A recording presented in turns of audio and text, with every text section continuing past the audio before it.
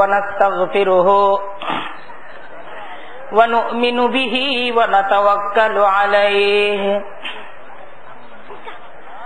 ونعوذ بالله من شرور أنفسنا ومن سيئات أعمالنا من يهده الله فلا مضل له ومن يضلله فلا هادي له ونشهد أن لا إله إلا الله وحده لا شريك له ونشهد أن سيدنا ومولانا محمدا عبده ورسوله أما بعد فأعوذ بالله من الشيطان الرجيم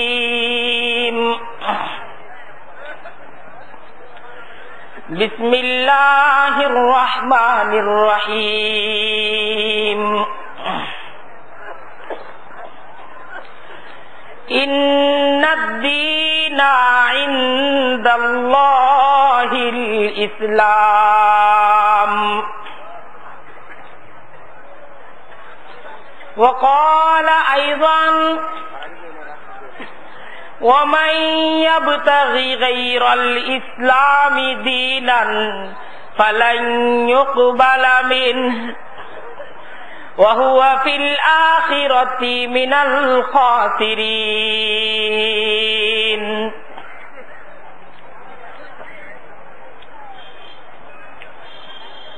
وقال أيضا قد كانت لكم أسوة حسنة في إبراهيم والذين معه إذ قالوا لقومهم إنا براء منكم ومما تعبدون من دون الله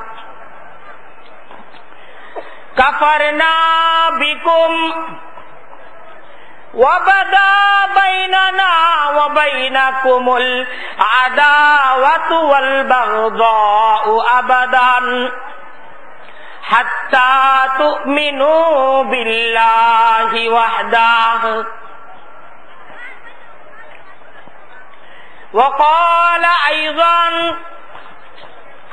يا أيها الذين آمنوا لا تتخذوا آباءكم وإخوانكم أولياء إن استحبوا الكفر على الإيمان ومن يتولهم منكم فأولئك هم الظالمون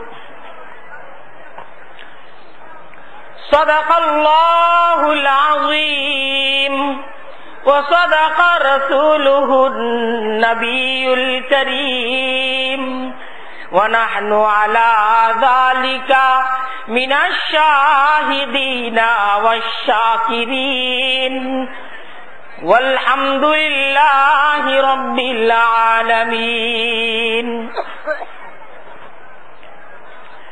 سبحانك لا علم لنا إلا ما علمتنا إنك أنت العليم الحكيم মোহাব্বতের সাথে সকলেই আমার সাথে দুরুদে ইব্রাহিম পাঠ করি।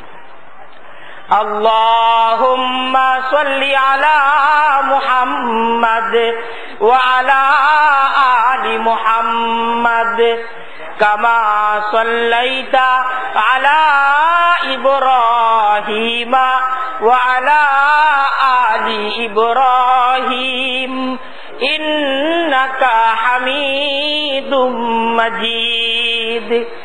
আল্লাহুম্মা বারিক আলা মুহাম্মাদ ওয়া আলা আলি মুহাম্মাদ কামা বারাকতা আলা ইব্রাহিম ওয়া আলা আলি ইব্রাহিম ইন্নাকা হামিদুম মাজিদ।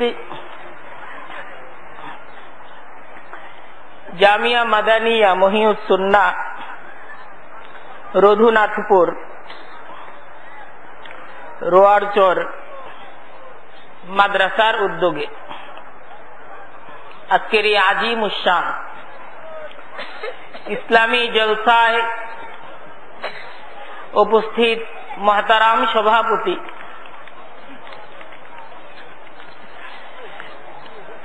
উলামা একরাম, এলাকার মুরব্বিয়ান একরাম, যুবক ভাইরা, ছাত্র বন্ধুরা, মাইকের মাধ্যমে শ্রোতা, এলাকার অগণিত মা ও বোনেরা, আল্লাহ তাআলার দরবারে অনেক বড় খুশ নসিব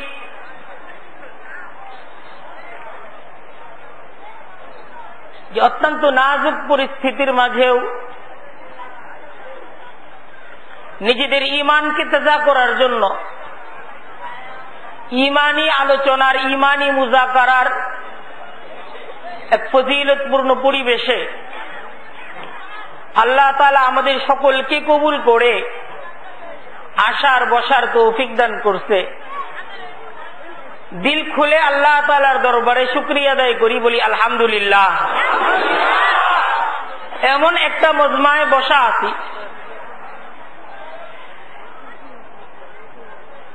যে আলোচনা আমরা করতেছি, যে আলোচনা আমরা শুনতেছি, কোরআন এবং হাদিসের আলোচনা, আল্লাহ আল্লাহর রসুলের আলোচনা। এই জমিনের উপর, আসমানের নিচে এর চাইতে বরকতপূর্ণ, ফজিলতপূর্ণ আর কোন আলোচনা নাই। এমন একটা মজলিসে বসে আছি, এই মজলিসের চতুর্দিক হাদিসের মাঝে নবী করিম সাল্লাল্লাহু আলাইহি ওয়াসাল্লাম এসে সংবাদ আমাদেরকে শোনাইছেন যে এই ধরনের মজলিস যখন হয়, এই ধরনের মজলিসটাকে চতুর্দিক থেকে আল্লাহর রহমতের ফেরেশতারা বেষ্টনী দিয়ে রাখে। তাই আমরা যে মজলিসটায় বসা, চতুর্দিক থেকে আল্লাহ তাআলার রহমতের ফেরেশতাদের বেষ্টনীর মাঝে বসা, খুশি না? এবং চতুর্দিক থেকে আল্লাহ তাআলার রহমতের ফেরেশতারা আমাদেরকে ঘেরাও করে আল্লাহ তাআলার দরবারে এই আমাদের জন্য আল্লাহ তাআলার কাছে মাগফিরাতের, ক্ষমার জন্য দোয়া করতেছে। আরশের মাঝে মহান রব্বুল আলামিন তার নৈকট্যশীল ফেরেশতাদেরকে নিয়ে এই আমাদের ব্যাপারে গর্ব করতেছে। আমরা যারা এই প্যান্ডেলের ভিতরে, এই বেষ্টনীর ভিতরে আছি, এই ফজিলতটা আমরা পাচ্ছি, কিন্তু এই মাহফিলের আওয়াজ, এই মাহফিলের দাওয়াত, এই মাহফিলের আলোচনা আমাদেরই অনেকে বাজারে দাঁড়ায় শুনতেছে, ঘরের মাঝে বসে শুনতেছে, তার আলোচনা শুনতে পারতেছে, কিন্তু এই ফজিলতটা তারা পাচ্ছে না। এই ফজিলতটা আমরা পাচ্ছি। যতটুক সময় আমরা এখানে থাকব, এই ফজিলতটা ঠিক ততটুক সময় পর্যন্ত আমরা পেতে থাকব।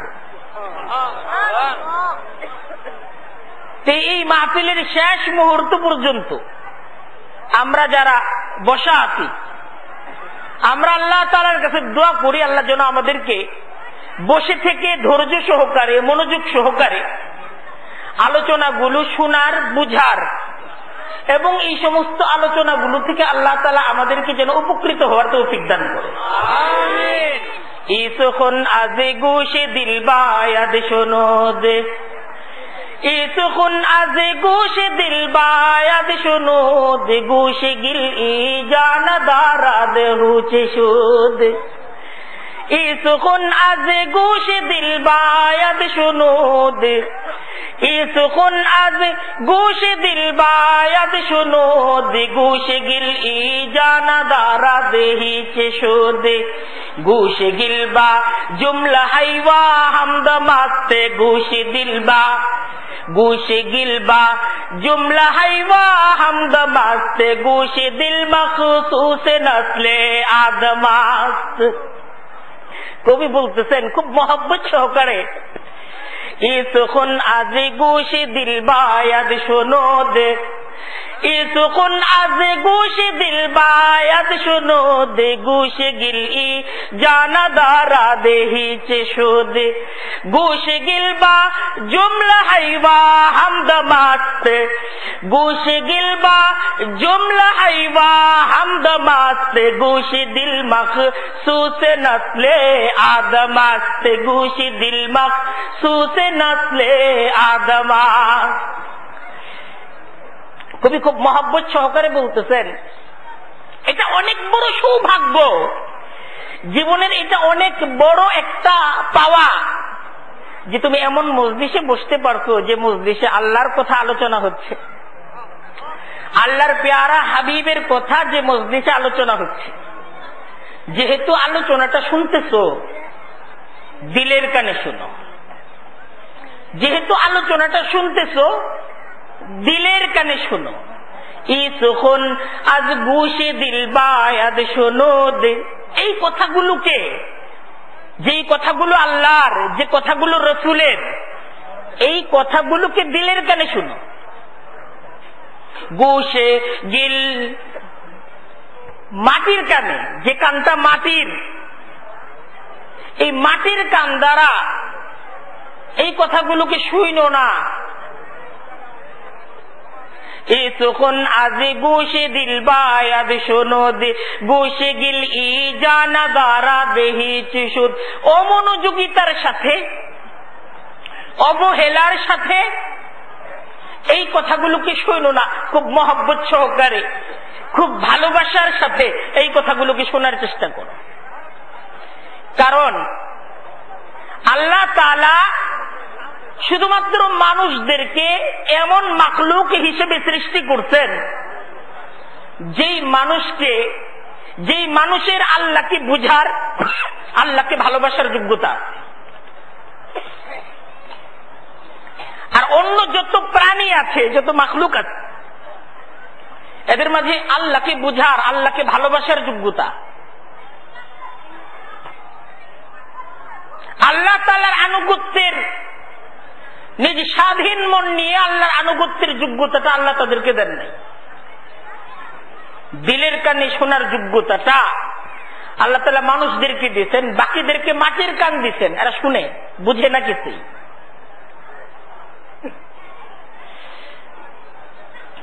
আমরা দিলের কানে ঈমানের কিছু কথা, ঈমানের কিছু জ্ঞান ইনশাল্লাহ শুনবো না? রাজি আছি না ইনশাল্লাহ? খুব লম্বা চৌড়া না, খুব সংক্ষিপ্ত ভাবে আমি কুরআনে কারীমের বিভিন্ন জায়গা থেকে নির্বাচিত কিছু আয়াত আপনাদের সামনে আমি তেলাওয়াত করেছি। এই আয়াতগুলোর সংক্ষিপ্ত ব্যাখ্যা সহ সুনির্দিষ্ট কিছু প্রস্তাবনা আমি আপনাদের সামনে পেশ করার চেষ্টা করব।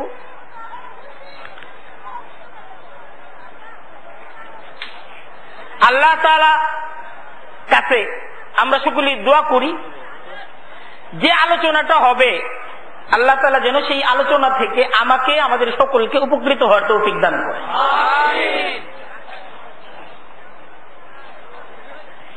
দেখেন, আল্লাহ তাআলার কাছে মনোনীত একমাত্র জীবন ব্যবস্থা হলো ইসলাম।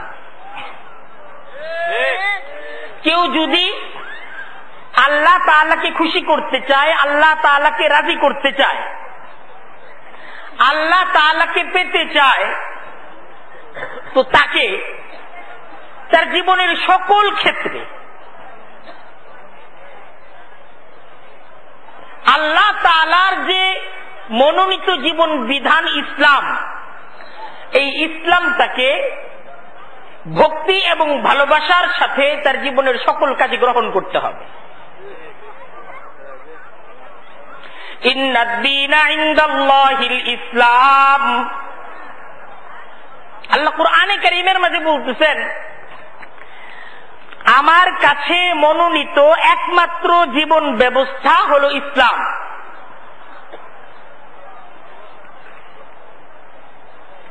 সেই একজন ব্যক্তি যখন আশহাদু আল্লা ইলাহা ইল্লাল্লাহ এই কথার স্বীকৃতি দিবে, এই কথা ঘোষণা করবে যে লা ইলাহা ইল্লাল্লাহ, আমি আল্লাহকে প্রভু হিসেবে স্বীকৃতি দিচ্ছি, আমার প্রভু আল্লাহ।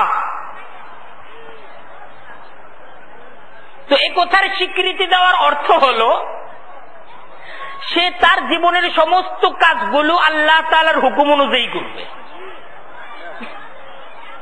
আল্লাহ তাআলার হুকুমের বাইরে এই ব্যক্তিটা তার জীবনের কোনো কাজ করবে না।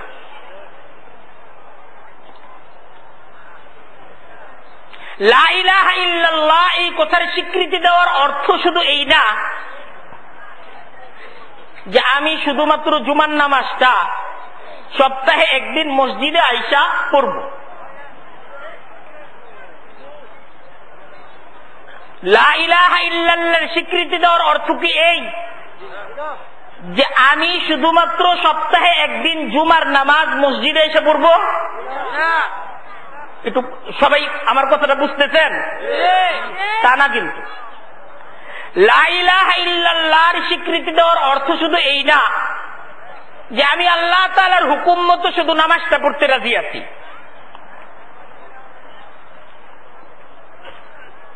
অথবা লা ইলাহা ইল্লাল্লাহ এটার স্বীকৃতি দেওয়ার অর্থ কিন্তু এও না যে আমি নামাজও আল্লাহ তাআলার হুকুম মতো পড়তে রাজি আছি, আমি রোজাও আল্লাহ তাআলা যেমনি বলছে সেইভাবে রোজাও রাখতে রাজি আছি, আল্লাহ তাআলা যেইভাবে হুকুম দিতে ওইভাবে আমি হজ যাকাতও দিতে রাজি আছি। এই পর্যন্তই কিন্তু লা ইলাহা ইল্লাল্লাহর স্বীকৃতি, এটা সীমিত না। লা ইলাহা ইল্লাল্লাহ এই কালেমার স্বীকৃতি দেওয়ার অর্থ হলো একজন মুসলমান সে তার জীবনের যত ধরনের কাজ আছে তার জীবনের সকল ধরনের কাজ সে আল্লাহ তাআলার হুকুম মতো করবে। তার নামাজটা ঠিক যেভাবে আল্লাহ তাআলার হুকুম মতো সে আদায় করবে, তার ব্যক্তিগত জীবন, তার পারিবারিক জীবন, তার সামাজিক জীবন, তার রাষ্ট্রীয় জীবন, তার জীবনের সকল ক্ষেত্রে সে আল্লাহ তাআলার হুকুমকে সামনে রাখবে, আল্লাহ তাআলার হুকুম মতো পরিবার পরিচালনা করবে, আল্লাহ তাআলার হুকুম মতো সমাজ পরিচালনা করবে, আল্লাহ তাআলার হুকুম মতো রাষ্ট্র পরিচালনা করবে। এর অর্থ হলো লা ইলাহা ইল্লাল্লাহ। তার মহাব্বত হবে আল্লাহর সাথে, তার আনুগত্য হবে আল্লাহর, যে আমি মাবুদ হিসেবে একমাত্র আল্লাহকে স্বীকার করি, আমি মাবুদ হিসেবে আর কাউকে স্বীকার করি না, আমি ইবাদত একমাত্র আল্লাহর করি, আমি আর অন্য কারো ইবাদত করি না, আমি আহকামুল হাকিমিন বিচারক হিসেবে একমাত্র আল্লাহকে স্বীকার করি, আমি আর কাউকে বিচারক হিসেবে স্বীকার করি না, বিধানদাতা আমি একমাত্র আল্লাহকে স্বীকার করি, আমি আর কাউকে বিধানদাতা আইন সৃষ্টিকারী হিসেবে স্বীকার করি না। একমাত্র আল্লাহর দেওয়া রূপরেখা, আল্লাহর দেওয়া জীবন ব্যবস্থা, আল্লাহর দেওয়া নীতিমালা, সেই নীতিমালার আমি আনুগত্য করি। আল্লাহর দেওয়া এই নীতিমালার সাথে সাংঘর্ষিক অন্য কোন নীতিমালা, আল্লাহর দেয়া আদর্শের বিপরীত অন্য কোন আদর্শ, সেই আদর্শের সাথে একজন মুসলমান হিসেবে একজন কালেমা বিশ্বাসী হিসাবে আমি একমত হতে পারি না। যদি কেউ একমত হয় তো এই ব্যক্তিটা লা ইলাহা ইল্লাল্লাহর স্বীকারোক্তিতে সত্যবাদী না মিথ্যাবাদী? খুব বোঝার চেষ্টা করে। একজন ব্যক্তি খুব বোঝার চেষ্টা করে লা ইলাহা ইল্লাল্লাহ এই কালেমায় বিশ্বাস করে, আল্লাহকে বিশ্বাস করে, কিন্তু আল্লাহর দেওয়া জীবন ব্যবস্থা এটা সে পছন্দ করে না। আল্লাহ যেইভাবে পরিবার চালাইতে কইছে এটা তার কাছে ভাল লাগে না। ও নামাজ আল্লাহর হুকুম মতো পড়ে, নামাজের মাঝে ফজরের নামাজ 2 রাকাত পড়তে বলা হয়েছে 2 রাকাতই পড়ে, জোহরের নামাজ 4 রাকাত 4 রাকাতই পড়ে, নিজ সিদ্ধান্ত অনুযায়ী 4 রাকাত কি 3 রাকাত, 3 রাকাত কি 4 রাকাত, বা 4 রাকাতের জায়গায় 6 রাকাত বানায় না, যেইভাবে হুকুম ওইভাবেই নামাজ পড়ে। কিন্তু ঘর সংসার এখানে সে মনে করে এই জায়গায় ক্ষমতাটা আমার, আমার ঘরের স্ত্রী আমার সন্তানরা আমার কামাই খায়, সুতরাং আমার ঘরের স্ত্রী আমার ঘরের সন্তানদের আমার কথা শুনতে হবে, আমি আমার ইচ্ছা মতো তাদের উপর হুকুম প্রয়োগ করব, আমার ইচ্ছা অনুযায়ী তারা চললে আমার ভাত তারা খাইতে পারবে, আমার ইচ্ছা অনুযায়ী চলতে না পারলে এদেরকে আমি ভাত দিব না। এই যদি একজন নামাজি ব্যক্তির ঘর পরিচালনার আদর্শ হয় তাহলে লা ইলাহা ইল্লাল্লাহ এই কালেমা বিশ্বাসে তাকে কি সত্যবাদী বলা হবে না তাকে মিথ্যাবাদী বলা হবে? জোরে কোন? এই ব্যাপারে কারো কোনো সন্দেহ আছে? বুঝলেন? একজন ব্যক্তি সে মুসলমান, সে পরিচয় দেয় আমি একজন মুসলমান, কিন্তু তাকে সমাজের দায়িত্ব দেওয়া হয়েছে, সে এই সমাজের দায়িত্বশীল। বা একজন ব্যক্তি সে পরিচয় দেয় আমি একজন মুসলমান, সে একটা রাষ্ট্রের দায়িত্বশীল, একটা রাষ্ট্রের সে রাষ্ট্রপতি হওয়ার সৌভাগ্য অর্জন করবে। রাষ্ট্রপতি হওয়ার পরে এই ব্যক্তি এই ঘোষণা দিল যে এই রাষ্ট্র আমি পরিচালনা করি, এই রাষ্ট্রের আমি প্রধানমন্ত্রী বা এই রাষ্ট্রের আমি রাষ্ট্রপতি, তাই এই রাষ্ট্রে আমার হুকুম চলবে, এই রাষ্ট্রের যারা অধিবাসী তাদেরকে আমার হুকুম মানতে হবে, আমার আইন অনুযায়ী আমার কথা অনুযায়ী যারা উদ্বোস করতে পারবে তারা আমার রাষ্ট্রের মাঝে নিরাপত্তা পাবে, আর যারা আমার কথা অনুযায়ী আমার ইচ্ছা অনুযায়ী উদ্বোস করবে না এই রাষ্ট্রে তাদের জান মাল ইজ্জত কোনো কিছুর নিরাপত্তা নাই। এই যদি একজন মুসলমানের রাষ্ট্র পরিচালনার নীতি হয়, একজন লা ইলাহা ইল্লাল্লাহ বিশ্বাসী একজন ব্যক্তির রাষ্ট্র পরিচালনার নীতি হয়, তাহলে এই ব্যক্তি রাষ্ট্র পরিচালনায় যাই হোক কিন্তু লা ইলাহা ইল্লাল্লাহ এ কালেমা বিশ্বাসে সে সত্যবাদী না মিথ্যাবাদী? এই ব্যাপারে কারো কোনো সন্দেহ আছে? একজন মুসলমান সে যখন লা ইলাহা ইল্লাল্লাহ এই কথার স্বীকৃতি দিবে, তার ভালোবাসা থাকতে হবে আল্লাহর সাথে, তার ভালোবাসা থাকতে হবে ইসলামের সাথে, তার ভালোবাসা থাকতে হবে ইসলামী জীবন ব্যবস্থার সাথে, জীবনের প্রত্যেকটা কাজে প্রত্যেকটা কর্মে তাকে ইসলাম মানতে হবে, ইসলাম অনুযায়ী তার জিন্দেগির সমস্ত কাজগুলো তাকে করতে হবে। একজন মুসলমান যদি কবি হয়, একজন মুসলমান কবি, কবিতা লেখে না, একজন মুসলমান যদি কবি হয়, আমার কথাগুলো একটু বোঝার চেষ্টা করেন, একজন মুসলমান যদি কবি হয় তাহলে একজন মুসলমানের ভালোবাসা মহব্বত কার সাথে? আল্লাহর সাথে। একজন মুসলমানের মহব্বত ভালোবাসা ইসলামের সাথে, ইসলামের নীতিমালা ইসলামের জীবন ব্যবস্থার সাথে। তাই একজন মুসলমান যদি কবি হয় তার কবি চায় ইসলাম ইসলামের সৌন্দর্য প্রকাশ পাইতে হবে। আমার কথা বুঝতেছেন? তাহলে তাকে মুসলিম কবি হইতে হবে। কোন মুসলমান যদি কবি হইতে চায় তাকে মুসলিম কবি হতে হবে।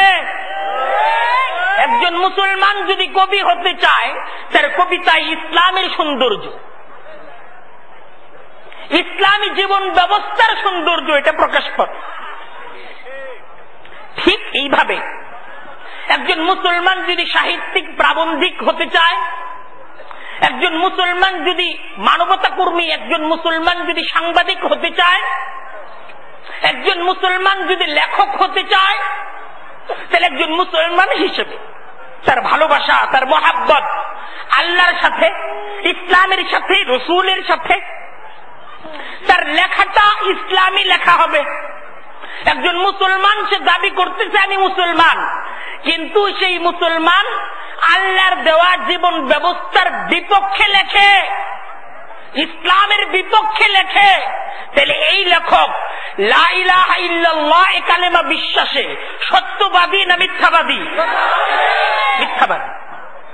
একজন মুসলমান যদি সৈনিক হতে চায়, একজন মুসলমান যদি পুলিশ হতে চায়, একজন মুসলমান যদি র্যাব হতে চায়, একজন মুসলমান যদি অফিসার হতে চায়, একজন মুসলমান যদি চাকুরিজীবী হতে চায়, একজন মুসলমান যদি ব্যবসায়ী হতে চায়, তাহলে সেই মুসলমানকে মুসলিম ব্যবসায়ী হতে হবে। ঠিক কি ঠিক না? তাকে মুসলিম সৈনিক হতে হবে, তাকে মুসলিম পুলিশ হতে হবে, তাকে মুসলিম র্যাব হতে হবে, ঠিক না? একজন মুসলমান সে নামাজ পড়ে মুসলমানের মতো, কিন্তু চাকরির দায়িত্ব পালন আল্লাহর হুকুম মতো করে না। দায়িত্ব পালনটা বসের হুকুম মতো করে। কার হুকুম মতো? বসের হুকুম মতো করে, আল্লাহর হুকুম মতো কি করে না। আর বসের হুকুম মানাও তো কার হুকুম? আল্লাহর হুকুম। আর আউযুবিল্লাহ না।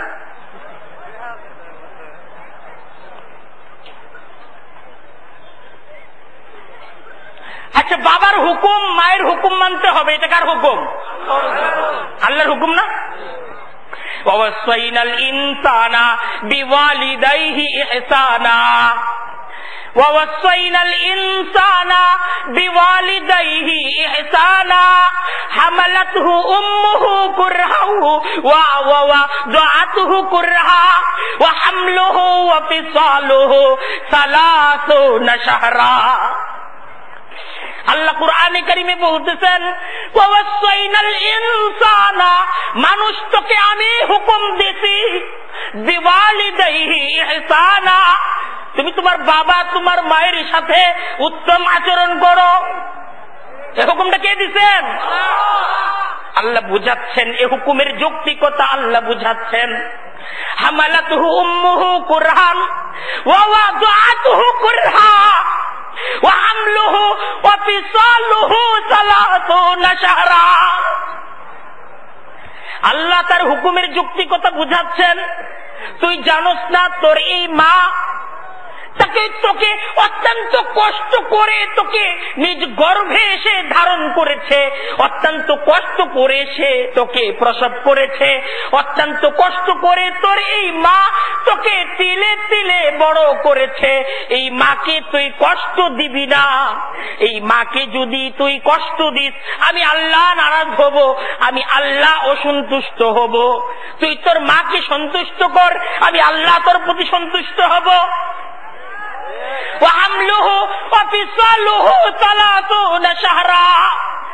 তোর মা, তোর জন্য তোর মায়ের যে কষ্ট, সেই কষ্টটা কিন্তু 1 ঘন্টা 2 ঘন্টা, 1 দিন আর 2 দিনের কষ্ট না, 30টা মাসের কষ্ট। আল্লাহ কোরআনে বলতেছে 30টা মাসের কষ্ট তোর এই মার, এই তোর জন্য হইছে, তোকে গর্ভে ধারণ করা, তোকে প্রসব করা। এই মায়ের প্রতি তুই ভক্তি শ্রদ্ধা দেখাবি না? হুকুম আমার, আমি আল্লাহর হুকুম।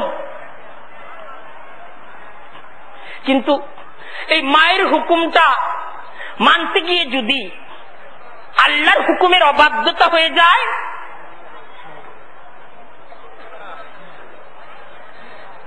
তখন করণীয় কি? একদিকে মা, আরেকদিকে আল্লাহ। কোন দিকে যাব? আল্লাহ তাও বুঝাচ্ছেন কোরআনে আনুগত্য তো তুই করবি, এটা আমার হুকুম, কিন্তু কত দূর, তার সীমা রেখা কতটুকু আল্লাহ কোরআনে বুঝায় দিচ্ছেন। এই হলো তার সীমা রেখা। ওয়াসাইনাল ইনসানা বিওয়ালিদাইহি হুসনা ওয়া ইন জাহাদাকা লিতুশরিকা বি মা লাইসা লাকা বিহি ইলম ফালা তুতিউহুমা।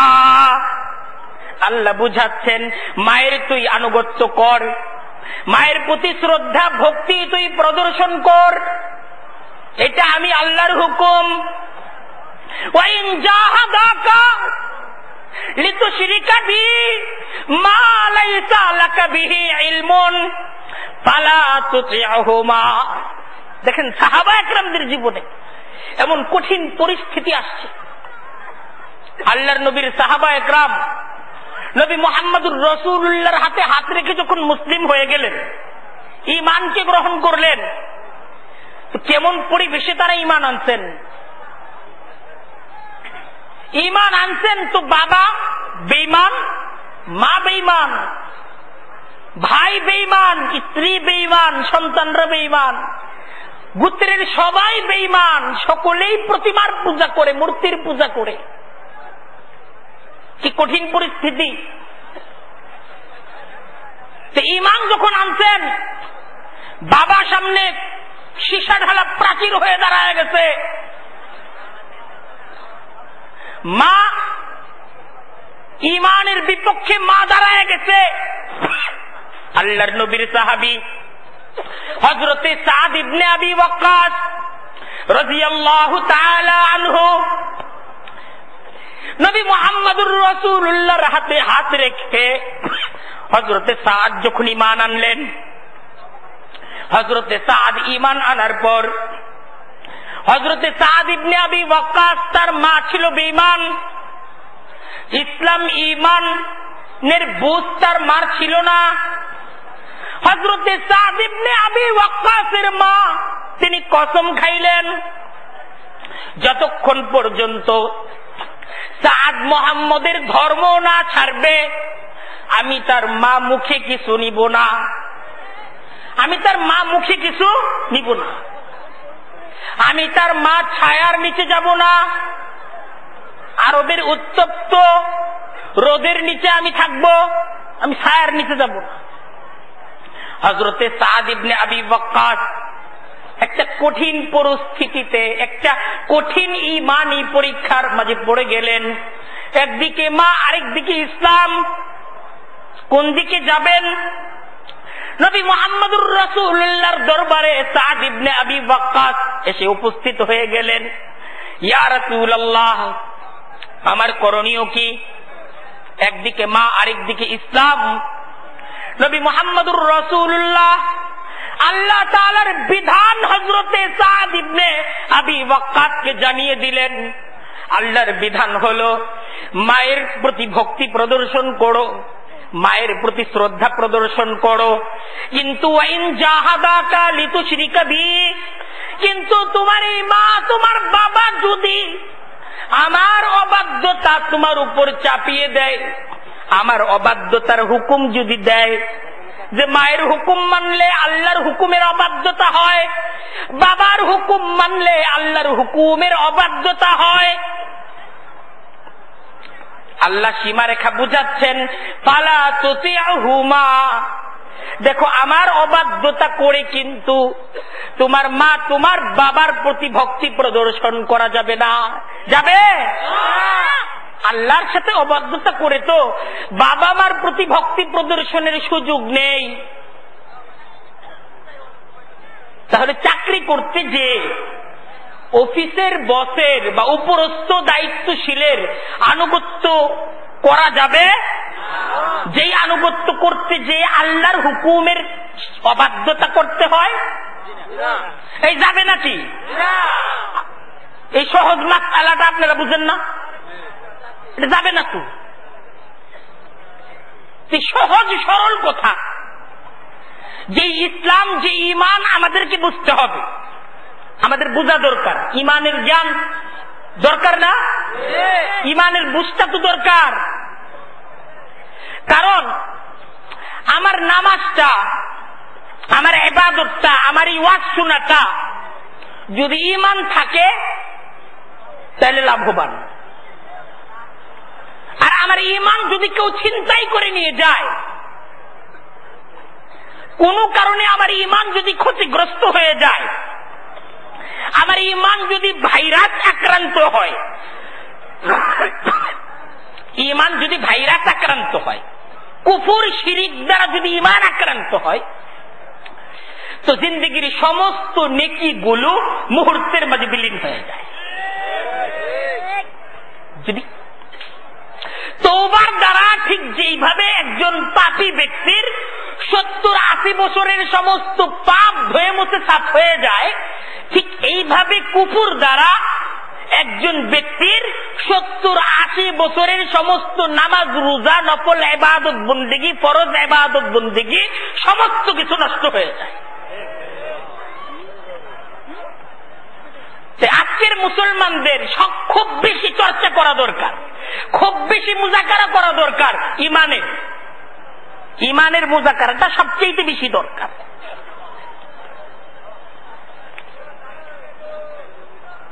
আর ঈমান আল্লাহ তাআলা কুরআনে কারিমে শিক্ষা দিচ্ছেন যে ঈমান হলো আল্লাহ তাআলার হুকুমকে প্রাধান্য দেওয়ার নাম। ইয়া আইয়ুহাল্লাযীনা আমানু, হে ঈমানদারেরা, লা তাত্তাখিযু আবাআকুম ওয়া ইখওয়ানাকুম আউলিয়া ইন ইসতাহাব্বুল কুফরা আলাল ঈমান ওয়া মান ইয়াতাওয়াল্লাহুম মিনকুম ফাউলাইকা হুমুজ যালিমুন। কুল ইন কানা আবাউকুম ওয়া আবনাউকুম ওয়া ইখওয়ানুকুম وأزواجكم وعشيرتكم وأموال اقترفتموها وتجارة تخشون كسادها ومساكن ترضونها أحب إليكم من الله ورسوله وجهاد في سبيله فتربصوا حتى يأتي الله بأمره والله لا يهدي القوم الفاسقين।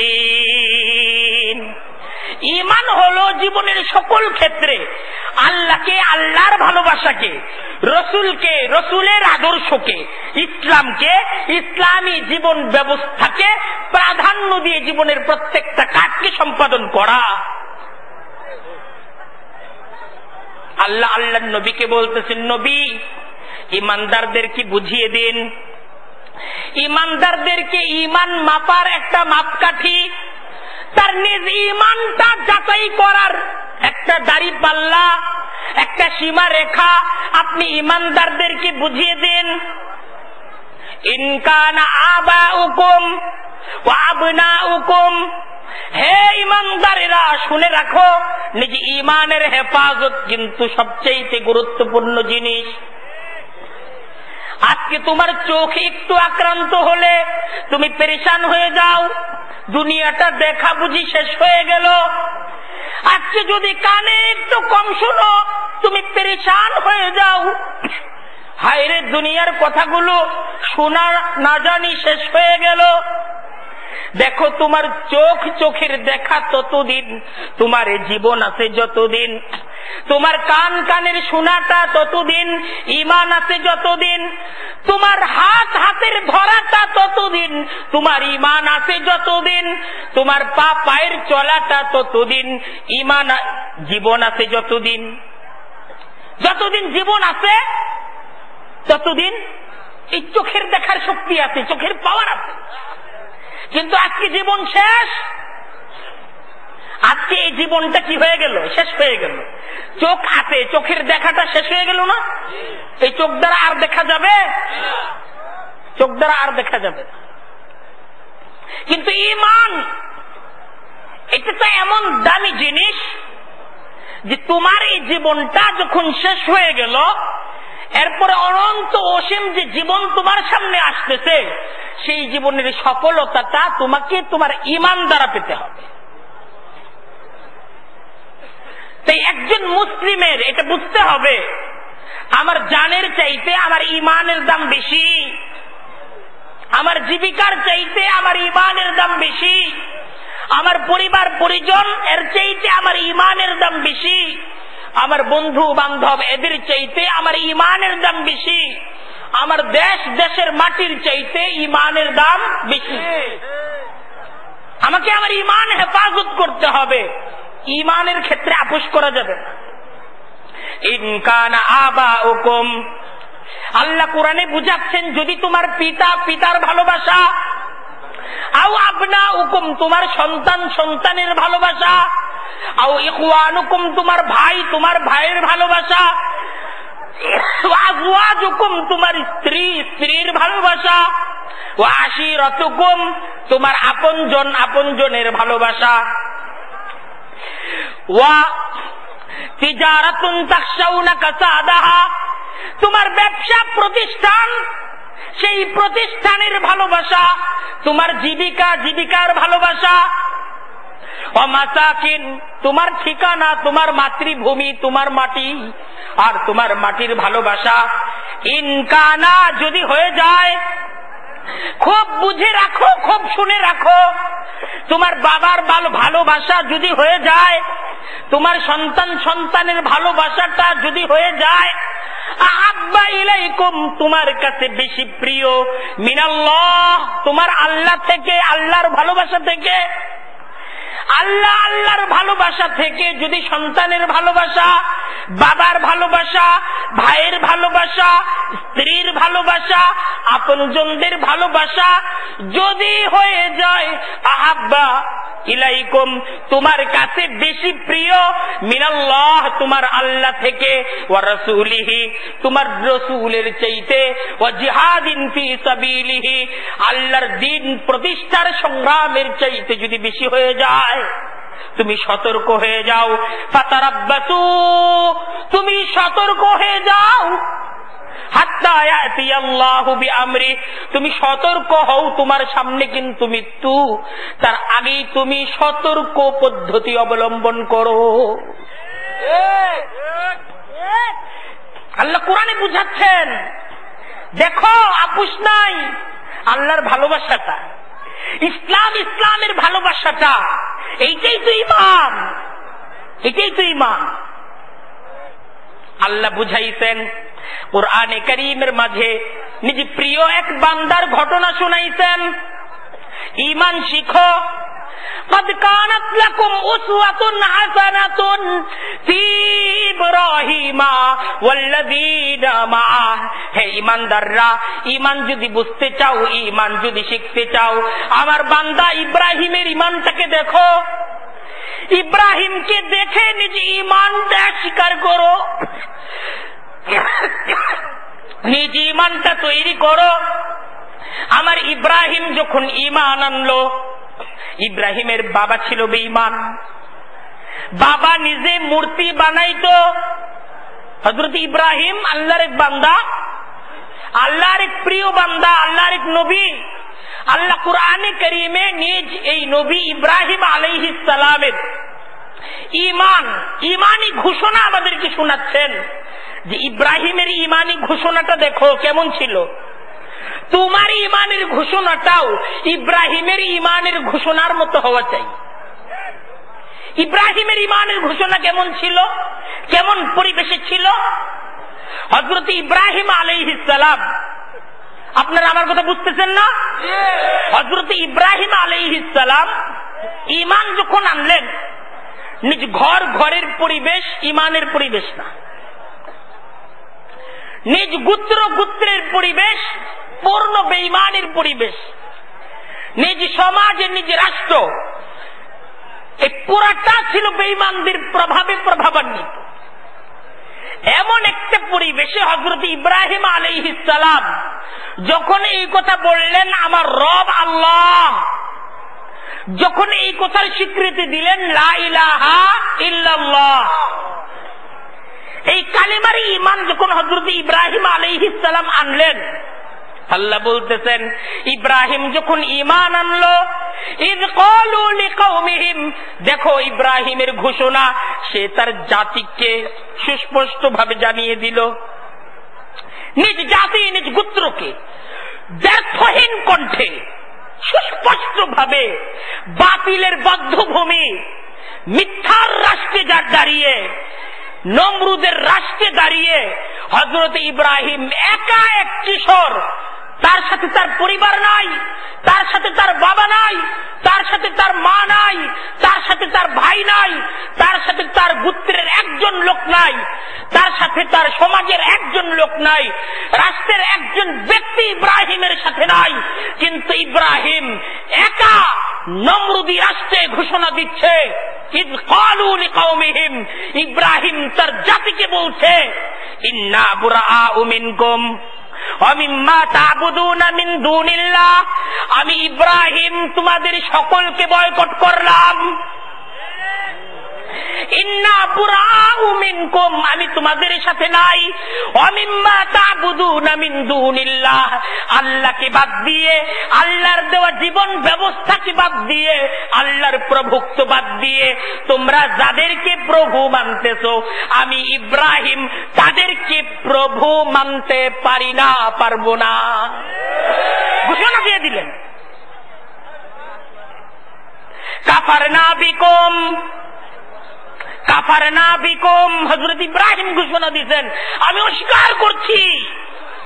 এখানেই শেষ না, ওয়াবাদা বাইনানা ওয়া বাইনাকুমুল আদাওয়াতু ওয়াল বাগযাউ আবাদান হাত্তা তুমিনু বিল্লাহি ওয়াহদা। হযরত ইব্রাহিম আলাইহিস সালাম বাতিলের বদ্ধভূমি নমরুদের রাষ্ট্রে একা দাঁড়িয়ে ঘোষণা দিচ্ছেন, শুনে রাখো, আমি ইব্রাহিমের সাথে তোমাদেরকে যদি মিতালি করতে হয়, আমি ইব্রাহিমের সাথে তোমাদের যদি আপোষ করতে হয়, আমি ইব্রাহিমের সাথে তোমাদেরকে যদি একমত হতে হয়, তোমাদেরকে এক আল্লাহ বিশ্বাসী হতে হবে। এক আল্লাহকে যতক্ষণ পর্যন্ত তোমরা প্রভু হিসেবে স্বীকৃতি দিবে না, ততক্ষণ পর্যন্ত আমি ইব্রাহিমের সাথে তোমাদের দুশমনী, তোমাদের বিদ্বেষ চলবে। একা সংগ্রাম ঘোষণা করলেন, একা সকলকে বয়কট ঘোষণা করলেন যে আমি ইব্রাহিমের সাথে, বাবা তুমি যদি আসতে চাও এক আল্লাহকে স্বীকার করে নাও। এটা ইমাম। আল্লাহ কুরআনে কারীমে এই ঘটনা আলোচনা করে আমাদেরকে বলতেছেন, قد كانت لكم أسوة حسنة في إبراهيم والذين معه। আমার ইব্রাহিমকে একটু দেখতে পারো না? দেখো ঈমানের ঘোষণাটা, সত্যের ঘোষণাটা ইব্রাহিম নমরুদি রাষ্ট্রে কিভাবে দিতে? নমরুদের সামনে দাঁড়িয়ে, সাথে নিজের কোন স্বজন নাই, বাবাও নমরুদের সেনাপতি, নমরুদের সিপাহী তার বাবা।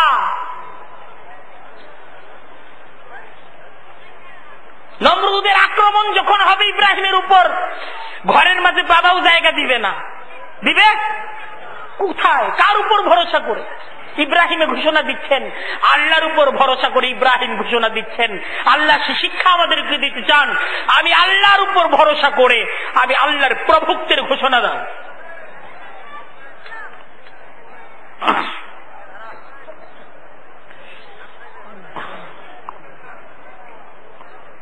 এই সম্পর্কহীনতার ঘোষণাটা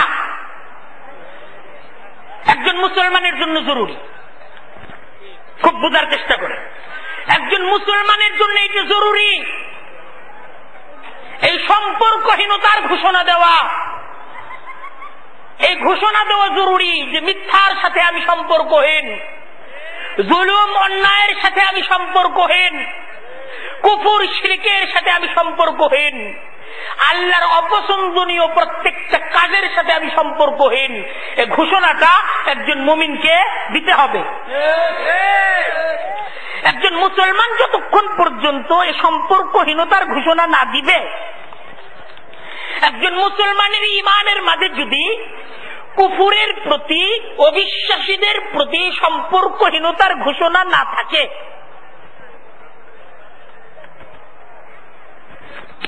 যতক্ষণ পর্যন্ত সম্পর্কহীনতার ঘোষণাকে না দেয় ততক্ষণ পর্যন্ত আল্লাহর ঈমানদারদের তালিকায় তাকে তালিকাভুক্ত করা হয়। দেখেন কোরআন, দেখেন আমি যে কথাটা বলতেছি এ কথাটার কোরআনের রেফারেন্স দেখেন। আল্লাহ বলতেছেন ইন্নাল্লাযীনা ইরতাদ্দু আলা আদবারিহিম মিন বাদি মা তাবায়্যানা লাহুমুল হুদা,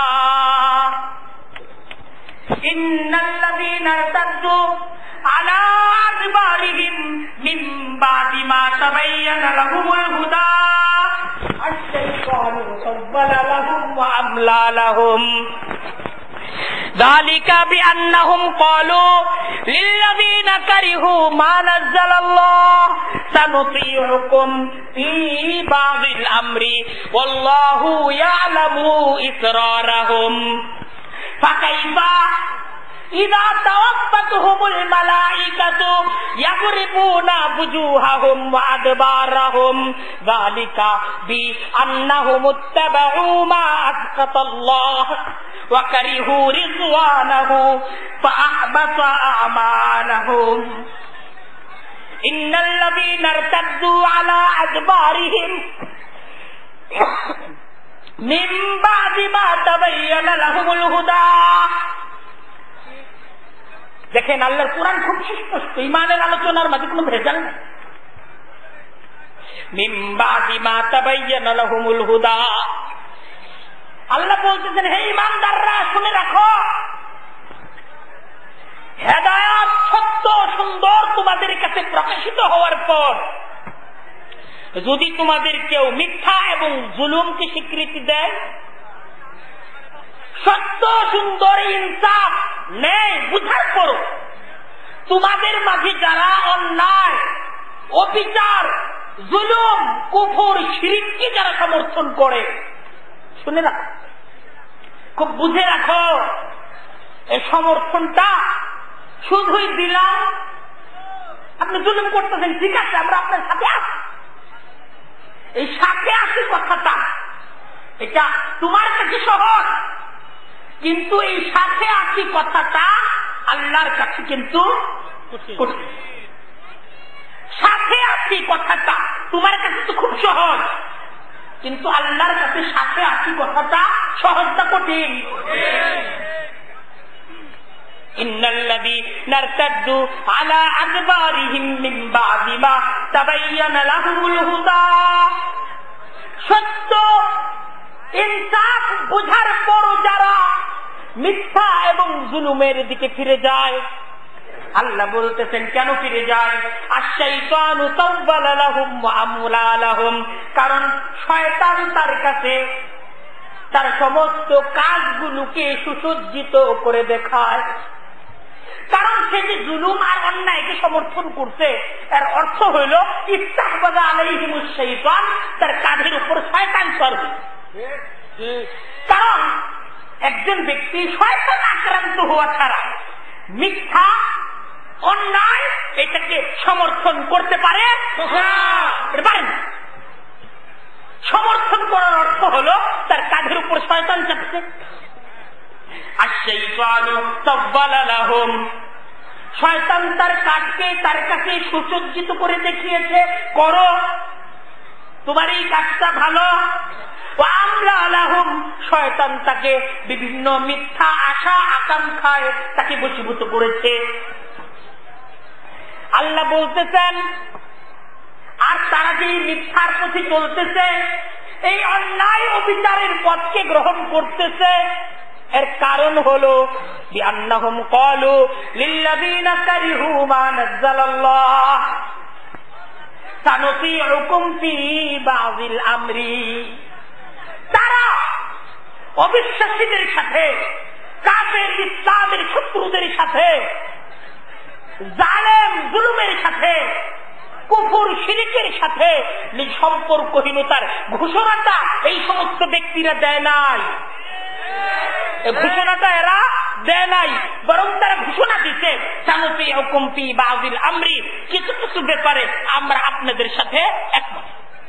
वो हज भी काबा का किया गंगा का स्नान भी, वो हज भी काबा का किया गंगा का स्नान भी।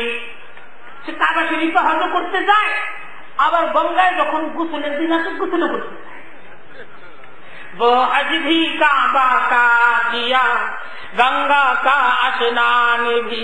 আল্লাহরও খুশি রাখতে চায়, আবার দিল্লিরও খুশি রাখতে চায়। আল্লাহকেও খুশি রাখতে চায়, আবার কাফের বেঈমান নিজ অভিভাবকদেরকেও কি রাখতে চায়? খুশি রাখতে চায়। खुश रहे शैतान भी राजी रहे अल्लाह भी। ওই চিন্তা করে যে এই কাজ করে আল্লাহকে খুশি রাখো, আর এই কাজ করে শয়তানকে খুশি রাখো। কোনটার ঠিক আছে? আখেরা তো কামাই তুই, দুনিয়াতে চলছি সহজ দিশা। দুনিয়াতে চলার জন্য আমি এদেরকে কিছুটা খুশি রাখবো, আর আখেরাতে চলার জন্য আল্লাহর কিছু খুশি রাখবো। কোন এই ধরনের ইমান তুলবে? আফাতুমিনুনা বিবাযিল কিতাবি ওয়া তাকফুরুনা বিবায। আল্লাহ বলতেছেন আফাতুমিনুনা বিবাযিল কিতাব, তোমরা কি আমার জীবন ব্যবস্থার কিছু মানো, ওয়া তাকফুরুনা বিবায, আর আমার জীবন ব্যবস্থার কিছু বিষয়কে তোমরা অমান্য করো। কিছু জিনিসের প্রতি ঈমান রাখো, আর কিছু জিনিসের প্রতি ঈমান আনতে তোমরা অপারগ, সরি। আল্লাহ আপনার এই হুকুমগুলো মানতে পারলাম না, আমি আপনার কাছে দুঃখিত। আল্লাহ আপনার কাছে দুঃখিত, আপনার এই হুকুমগুলো আমি মানতে পারলাম না। আল্লাহ নিজেই প্রশ্ন করতেছেন ফামা জাযাউ মান ইয়াফআলু যালিকা মিনকুম, তোমাদের মাঝে যারা এই প্রবলতা রাখে বলো আমার কাছে তার শাস্তিটা কি হওয়া চাই। আল্লাহ নিজেই প্রশ্ন করতেছেন, তাহলে যারা এই প্রবণতা রাখে আমার কাছে তাদের শাস্তিটা কি হওয়া চাই, নিজের এই সিদ্ধান্ত নাও। ইল্লা খিজিয়ুন ফিল হায়াতিদ দুনিয়া, তার শাস্তি অবশ্যই এটা হওয়া চাই যে দুনিয়ার জীবনে তাকে লাঞ্ছিত করা হবে। খিজিয়ুন ফিল হায়াতিদ দুনিয়া ওয়া ইয়াউমাল কিয়ামাতি ইউরাদ্দুনা ইলা আশাদ্দিল আযাব, আর কিয়ামতের দিন তাকে কঠিন আযাবের সম্মুখীন করা হবে। মালিক ইয়াউমিদ্দিন, কোন তো কিয়ামত দিবসের মালিক কে? আল্লাহ কি শুধুই কিয়ামত দিবসের মালিক? তখন মালিক না, তখন এই দুনিয়ার মালিক কে? তাহলে দুনিয়ার মালিক আল্লাহ, দুনিয়ার মালিক আল্লাহ না? এটা কার কোনো সন্দেহ আছে? এই জায়গায় মালিক ইয়াউমিদ্দিন কইল কেন? যে আল্লাহ কিয়ামত দিবসের মালিক। একটা প্রশ্ন মনের মাঝে আসে না আসে না? এটা তো বলা দরকার ছিল যে আমি শুধু কিয়ামত দিবসের না, ওয়া ইন্না লাহু লাল আখিরাতা ওয়াল উলা, আরে দুনিয়া আখিরাত সবকিছুই তো আমি মালিক। এইটা এই জায়গায় আল্লাহ না বলে আল্লাহ এই জায়গায় শুধু এটা কেন বললেন যে মালিক ইয়াউমিদ্দিন? এটার জবাব আল্লাহ কোরআনেই দিয়েছেন। আওয়ালাম ইয়ারাল ইনসান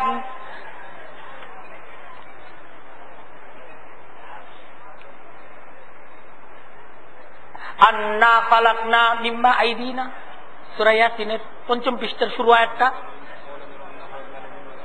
হ্যাঁ, মিম্মা খালাকাত আইদিনা আনআমান ফাহুম লাহা মালিকুন। আল্লাহ কোরআনে বলতেছেন আরে সবকিছুর মালিক তো আমি, কিন্তু আমি আবার অন্য কারো মালিক বানাই। এই যে দেখো না তোমাকে মালিক বানায় রাখি, অমুক জমিদার তুমি মালিক, অমুক বাড়িটার তুমি মালিক, এরকম অনেককে অমুক দেশের মালিক বানাই, তাই না? কিন্তু এমন একদিন আসবে ইয়াউমুদ্দিন, সেই দিনটা কোন দিন? ইয়াউমুদ্দিন। একটা দিন আসবে, সেদিনটা কোন দিন? ইয়াউমুদ্দিন। আল্লাহ নিজেই কোরআনে জিজ্ঞাসা করতেছে ওয়ামা আদরাকা মা ইয়াউমুদ্দিন, এই তোমরা কি জানো ইয়াউমুদ্দিন কি?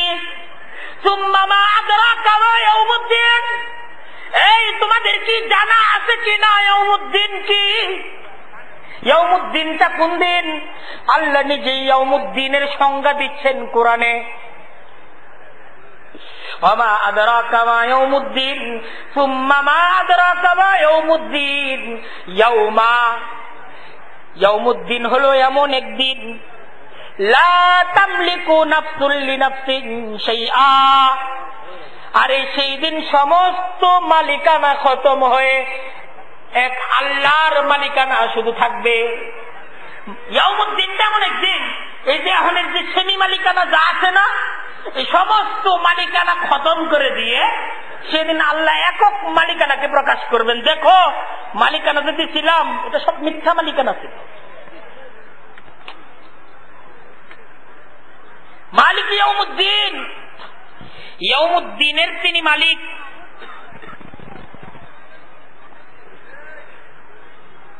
তাহলে ইয়াউমুদ্দিন সেদিনের মালিকানাটা কার হবে?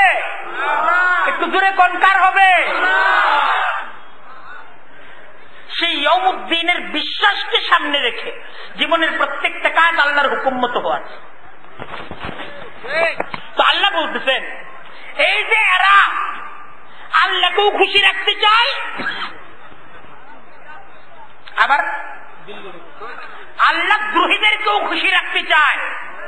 আল্লাহর সাথেও চুক্তি করে, আল্লাহ দ্রোহীদের সাথেও চুক্তি করে, ইসলামের বিপক্ষে ইমানদারদের বিপক্ষে সিদ্ধান্ত গ্রহণ করে না?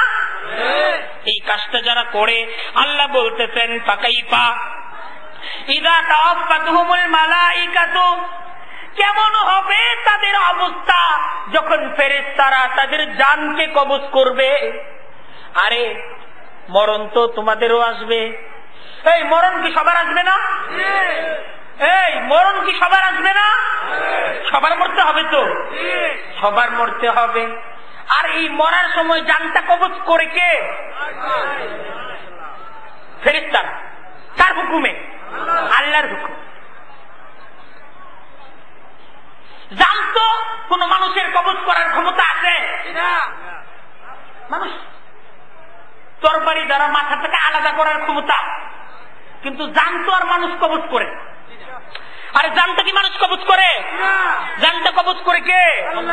আল্লাহ হলেন জান কবজ করে। আল্লাহ তাআলার হুকুমে আল্লাহর ফেরেশতারা তারা জানকে কবজ করে। তো আল্লাহ বলতেছেন ফাকাইফা ইযা তাওয়াফাতুহুমুল মালাইকাতু ইয়াদরিবুনা বুজুহাহুম ওয়া আদবারাহুম, আমার ফেরেশতারা যখন তাদের জানকে কবজ করবে, এই সমস্ত অসৎ প্রবণতার লোক যারা আমি আল্লাহর পছন্দকে পছন্দ করে নাই, আমি আল্লাহর অপছন্দকে যারা অপছন্দ করে নাই, তাদের জানকে যখন আমার ফেরেশতারা তো আমার ফেরেশতারা যখন তাদের জানকে কবজ করবে, নির্মম ভাবে আমার ফেরেশতারা তাদের মুখ আর তাদের পিঠের মাঝে আঘাত করতে থাকবে। সেই আমার ফেরেশতাদের আঘাতের মুহূর্ত আর তাদের জান কবজের মুহূর্তটা কত নির্মম হবে আল্লাহ বলতেছেন। কারণ কি? এই প্রচন্ড কষ্ট দিয়ে এদের জানকে কেন কবজ করা হবে? যালিকা বিআন্নাহুম ইত্তাবাউ মা আসখাতাল্লাহ ওয়া কারিহু রিদওয়ানাহু। আল্লাহ তার কারণ বলতেছেন, কারণ তারা ইত্তাবাউ মা আসখাতাল্লাহ, আল্লাহর অপছন্দনীয় বিষয়কে পছন্দ করেছে, ওটাকে প্রাধান্য দিয়েছে। আর ওয়া কারিহু রিদওয়ানাহু, আল্লাহর সন্তুষ্টি আল্লাহর পছন্দের পথকে তারা অপছন্দ করেছে।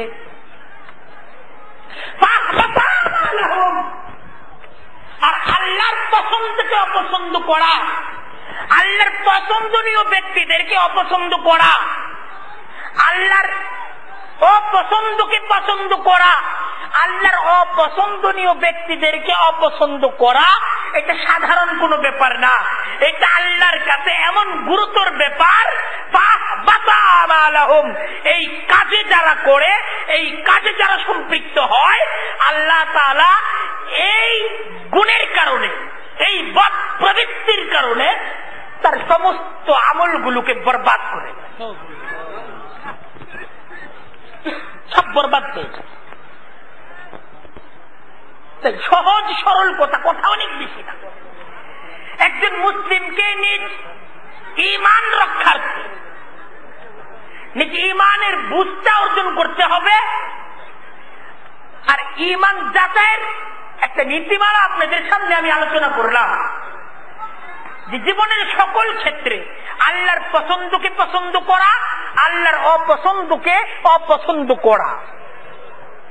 আপনার কাছে যদি আল্লাহর পছন্দনীয় জীবন ব্যবস্থা অপছন্দ হয়, বুঝতে হবে আপনার ঈমান ভাইরাস দ্বারা আক্রান্ত। জরুরি ভিত্তিতে চিকিৎসকের শরণাপন্ন হন। সাহাবা একরামদের জীবন, এই ঈমানের আলোচনা আমাদের আলোচনার মাঝে আজকে নাই। আজকে বাবা তার সন্তানকে ঈমানটা বুঝায়, আজকে দাদা তার নাতিকে ঈমান বুঝায় না। মুসলমান বাবা, মুসলমান দাদা তার যুবতী নাতির গান শুনতেছে, তার নাচ দেখতেছে। বাবা মা নিজ হাতে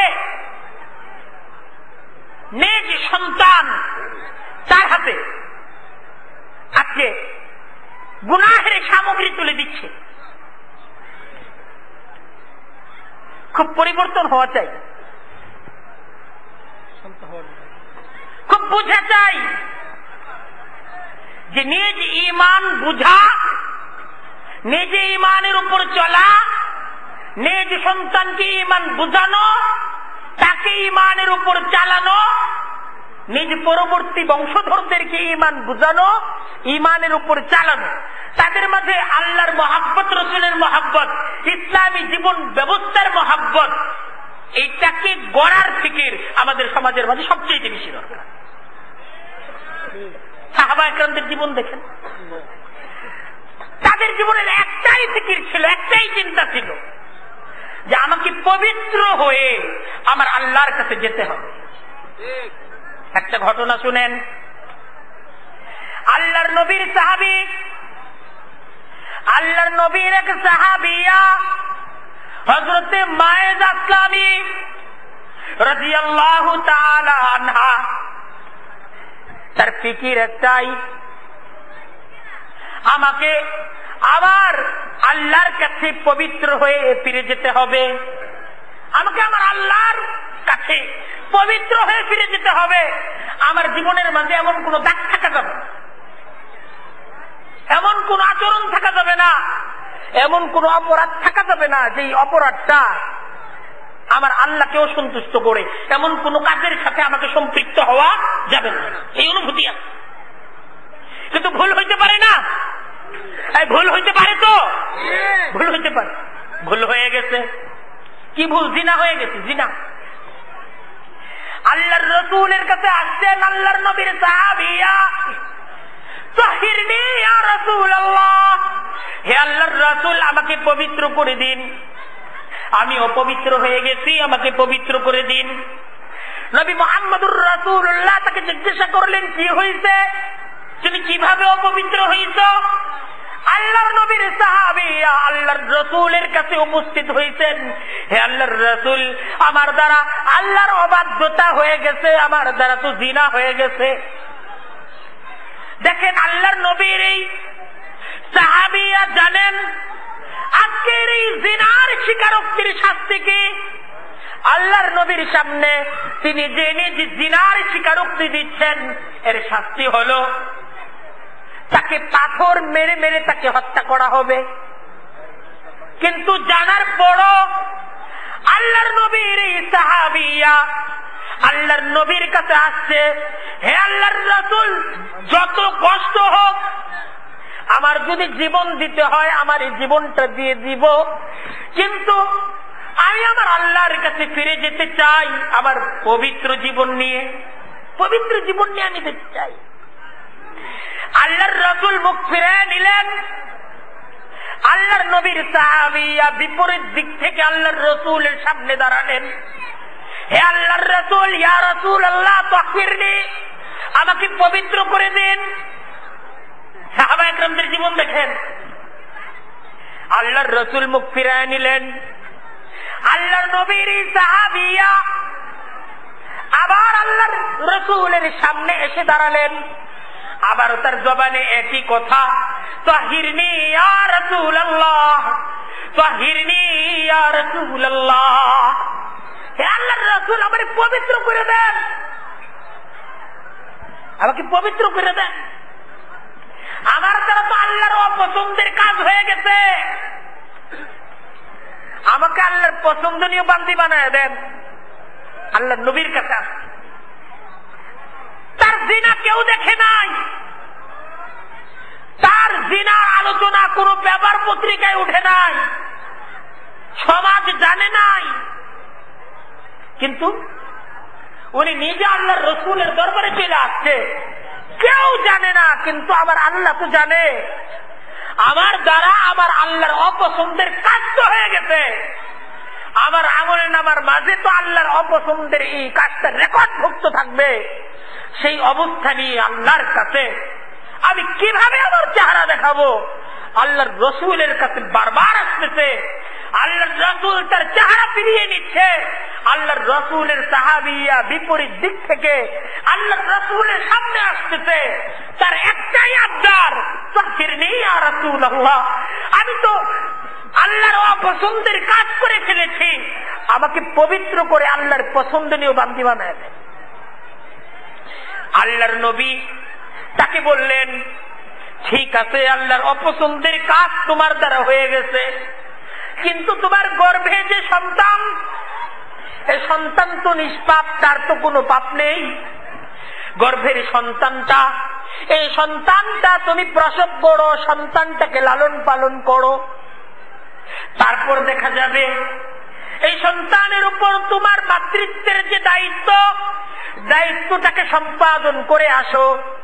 দেখেন, অপরাধী নিজে তার অপরাধ থেকে পবিত্র হওয়ার জন্য আল্লাহর রসুলের দরবারে উপস্থিত হয়েছে, আল্লাহর রসুল তাকে ফিরিয়ে দিলেন, তাকে পাঠিয়ে দিলেন, কোন রেজিস্টারে তার নাম লেখা নাই,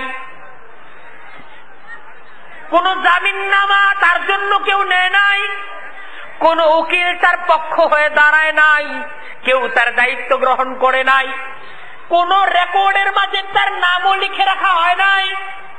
আল্লাহর নবীর সাহাবিয়া আল্লাহর নবীর সেই হুকুম শুনে তিনি আবার বাড়ির দিকে ফিরে গেলেন। নিজ সন্তান, গর্ভের সন্তান, একটা সময়ে নিজ গর্ভের সন্তানকে তিনি প্রসব করলেন, এখন দায়িত্ব এই গর্ভের সন্তানকে দুধ পান করানো, 2 বছর পর্যন্ত দুধ পান করানো মায়ের দায়িত্ব।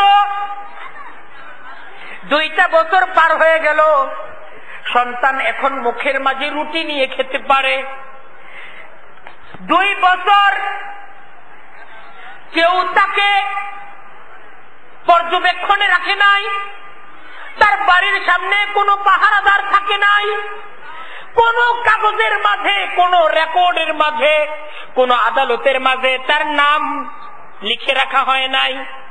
আল্লাহর নবীর সাহাবিয়া 2টা বছর শেষ হয়ে গেল, নিজ সন্তানটাকে দুধ ছাড়িয়ে তিনি এখন রুটি মুখে দিচ্ছেন, সেই মুখের মাঝে রুটি দিয়ে নিজ 2 বছরের শিশু সন্তানকে সাথে নিয়ে আল্লাহর রসুলের দরবারে সেই 2 বছর পরে সেই সাহাবিয়া উপস্থিত, আল্লাহর রসুলকে দেখাচ্ছেন, নবী আমার সেই গর্ভের সন্তানটা দেখেন, সে এখন রুটি মুখে নিয়ে খেতে পারে, আমার দুধের প্রয়োজন তার নাই, তাহিরনি ইয়া রাসূলুল্লাহ।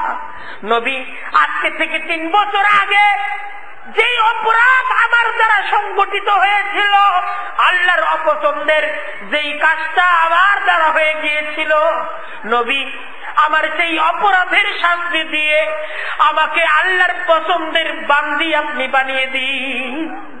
2 বছর পরে চলে আসছে। 2 বছর পর আল্লাহর রাসূল সিদ্ধান্ত দিলেন, এর শাস্তি হলো তাকে একটি গর্তের মাঝে দাঁড় করিয়ে পাথর নিক্ষেপ তার উপর চলতে থাকবে তার মৃত্যু পর্যন্ত। শাস্তি জানেন, এর শাস্তি এই জীবনটাকে শেষ করে ফেলা। কিন্তু তারা নিজের জীবন দিয়ে নিজে ইমানের হেফাজত চাইছেন। জীবনটা, এই জীবনটা এর চেয়ে তোমার ইমানের দামটা বেশি। জীবন দিতে রাজি হয়ে গেছেন। কিন্তু ভাই বোঝার চেষ্টা করেন, আল্লাহর অপছন্দনীয় কাজ নিয়ে আল্লাহর কাছে যাবেন, এটাকে ভয় পেয়েছি। আমার আমল নামায় আল্লাহর অপছন্দের কাজ, এই অবস্থা নিয়ে আল্লাহর কাছে যাব কিভাবে, এটাকে ভয় পেয়েছি। আল্লাহর নবী শাস্তি কার্যকর করলেন, তার উপর শাস্তি কার্যকর হলো, তার মৃত্যু হওয়া পর্যন্ত তার উপর পাথর নিক্ষেপ করা হলো। পাথরের আঘাতে আঘাতে আল্লাহর নবীর এই সাহাবিয়া তিনি মৃত্যুর কোলে ঢলে পড়লেন। জিনার অপরাধে একজনের উপর শাস্তি প্রয়োগ করা হলো। অপরাধ কি? জিনা।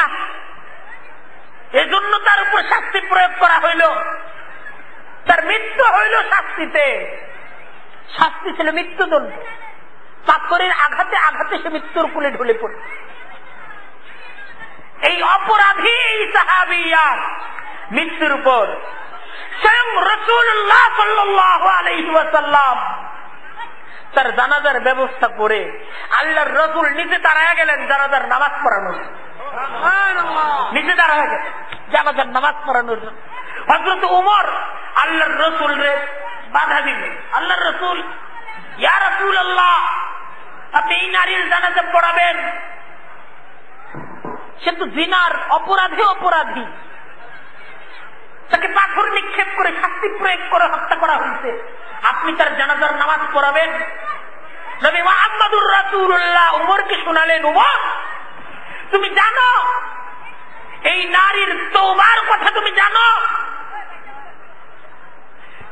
এই নারীর যে তওবা, আল্লাহর কাছে তার তওবা এইভাবে কবুল হয়েছে, আজকের মদিনাবাসীদের মাঝে যদি তার তওবাটাকে বন্টন করে দেওয়া হয়, তার তওবার দ্বারা সমস্ত মদিনাবাসী তাদের নাজাতের ফয়সালা হয়ে যাবে। কেমন ফিকির ছিল, ইমানের মুযাকারা ছিল, তার ইমানকে বুঝছিলেন, আর এই ইমান রক্ষার্থে জীবন দিতে তৈরি ছিল। আর ইমানটা না বুঝার কারণে সামান্য চাকরির জন্য, সামান্য বস আর সামান্য দলীয় লিডারের সন্তুষ্টি অর্জন করার জন্য আমরা আমাদের সন্তান, আমাদের ভাইরা তারা সত্যের বিপক্ষে, ইসলামের বিপক্ষে অবস্থান নিচ্ছে না? তাই আজকে সুনির্দিষ্ট কিছু কাজ আমাদেরকে হাতে নিতে হবে। নিজের ভাইয়ের সাথে তো যুদ্ধ না, অন্যায়ের কারণে নিজ ভাইয়ের উপর তো আঘাত না, তাকে সত্যের পথে আনার কিছু তৎপরতা, কিছু কর্মকাণ্ড প্রয়োজন আছে না নাই? প্রত্যেকটা মসজিদকে কেন্দ্র করে, প্রত্যেকটা মাদ্রাসা ইসলামী শিক্ষার কেন্দ্রকে কেন্দ্র করে আমাদেরকে, আমরা যারা এলাকাবাসী আছি মুসলমান, আমাদেরকে ইমান শিখতে হবে। ইমানি মুযাকারা প্রত্যেকটা মসজিদকে কেন্দ্র করে ইমান শিক্ষার কেন্দ্র হইতে হবে। প্রতিদিন কিছুটা সময়ের জন্য ইমানি আলোচনা, ইমানের জ্ঞান এটা অর্জন করা, আর সেই ইমানের মুযাকারাটাকে ব্যাপকভাবে নিজ ঘরে, নিজ মসজিদে, নিজ সমাজে, নিজ সার্কেলে ইমানের আলোচনাটাকে ব্যাপক করতে হবে। আমরা আমাদের ধর্মীয় দায়িত্বশীলদের অধীনে নিজেরা ইমান চর্চা, ইমানের আলোচনা বুঝা, এইটার পিছনে কিছু মেহনত করবো ইনশাআল্লাহ। রাজি আছি না সবাই? যে সমস্ত বইয়ের মাঝে ইমানের আলোচনা করা হয়েছে আমরা এটা পড়ার চেষ্টা করি। হেকায়াতে সাহাবা, সাহাবা একরামদের ঈমানের আলোচনা, ঈমানের জন্য সাহাবা একরামদের ত্যাগ এবং কুরবানি। ঘরে ঘরে এই হেকায়াতে সাহাবা এটা আমরা চিনব এবং ঘরে ঘরে হেকায়াতে সাহাবার তালিম করব। কে কে রাজি আছে? নিজ সন্তান, নিজ মেয়ে, ছেলে, স্ত্রী, বাবা, বোন, ভাই এদেরকে নিয়ে সাহাবা একরামদের ঈমানের আলোচনা যখন আমাদের ঘরের মাঝে বেশি থেকে বেশি হইতে থাকবে, তখন আমাদের এই ঘরটা নিরাপদ হবে। এই ঘর থেকে কোনো বেঈমান তৈরি হবে না। আর শপথ নিতে হবে, আমি আমার জীবনের সকল ক্ষেত্রে আল্লাহর পছন্দের কাজ করব, আল্লাহর অপছন্দের কাজের সাথে আমি সম্পৃক্ত হব না। আমরা ইনশাআল্লাহ রাজি আছি না? লা ইলাহা ইল্লাল্লাহ এই কালেমাটাকে বুঝা, এই কালেমার জীবনকে গ্রহণ করা জরুরি না? এই কালেমার জীবনকে গ্রহণ করার অর্থ হলো এক আল্লাহর হুকুম অনুযায়ী সবকিছু করা। ঘরের মাঝে স্ত্রী আল্লাহর হুকুম মতো চলবে, সন্তান আল্লাহর হুকুম মতো চলবে, বাবাও আল্লাহর হুকুম মতো চলবে, তার ছেলেও আল্লাহর হুকুম মতো চলবে, মেয়েও আল্লাহর হুকুম মতো চলবে না। এটা হবে না যে বাবা তার ছেলেকে বলবে আমার হুকুম মতো চলো, ছেলে বাবাকে বলবে আমার হুকুম মতো চলো। এটা হবে না। আজকে বেদিনী, আজকে ছেলে বাবার রেখে আমার হুকুম মতো চলো, বাবা ছেলে রেখে আমার হুকুম মতো চলো, স্ত্রী জামাই রেখে আমার হুকুম মতো চলো, জামাই বউ রেখে আমার হুকুম মতো চলো, জনগণ সরকার রেখে আমাদের হুকুম মতো চলো, সরকার জনগণ রেখে আমাদের হুকুম মতো চলো। অথচ লা ইলাহা ইল্লাল্লাহ এমন এক সমাজ ব্যবস্থার দাওয়াত দেয়, এমন এক পরিবার ব্যবস্থার দাওয়াত দেয়, এমন এক রাষ্ট্র ব্যবস্থার দাওয়াত দেয় যে এই রাষ্ট্রের রাজা আল্লাহর হুকুম মতো চলে, প্রজা আল্লাহর হুকুম মতো চলে, যে সমাজের সমাজপতি আল্লাহর হুকুম মতো চলে, তার কর্মীরাও আল্লাহর হুকুম মতো চলে, যে পরিবারের কর্তা আল্লাহর হুকুম মতো চলে, তার অধীনস্থ সবাই আল্লাহর হুকুম মতো চলে। আল্লাহর হুকুম মতো যখন সবাই চলে, তাহলে সেই সমাজটা সুন্দর হবে না। তাহলে কি এই সমাজ সুন্দর হবে যেই সমাজে সবাই তার হুকুমের দিকে অন্যকে ডাকে? আল্লাহ তাআলা আমাদের সকলকে সংক্ষিপ্ত পরিসরে যে ঈমানি চর্চা হলো, তার উপর আমাকে আমাদের সকলকে আল্লাহ তাআলা নিজেদের জীবনকে তৈরি করার তৌফিক দান করুন। ওয়া আখিরু দাওয়ানা আনিল হামদুলিল্লাহি রাব্বিল আলামিন।